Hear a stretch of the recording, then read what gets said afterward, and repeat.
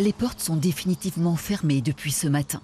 Ce vaisseau amiral de la culture bretonne, créé en 1957 par des militants sous forme de coopérative, a assuré pendant des décennies l'édition et la diffusion de nombreux livres en français et en langue bretonne, mais aussi la production d'œuvres musicales.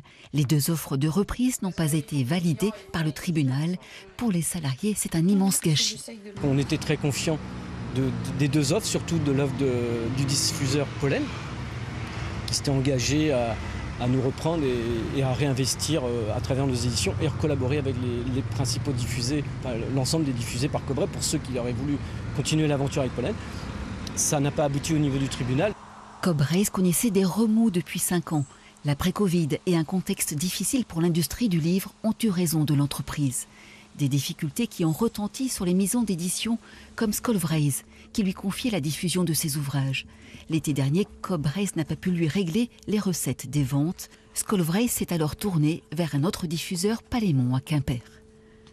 On ne pouvait pas se permettre un défaut de distributeur en pleine saison. Les signatures sont organisées, les auteurs sont appelés en librairie.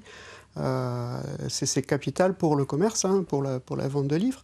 Donc il fallait absolument qu'on trouve une solution. Un soulagement pour Skolvreis, les ouvrages en breton pourront être aussi diffusés par l'éditeur quimpérois.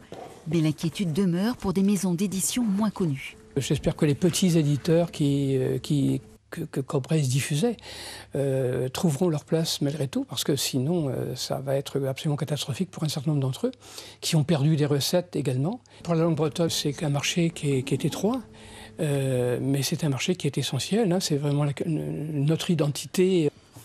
Les responsables de Cobray espèrent aussi que d'autres structures pourront prendre le relais.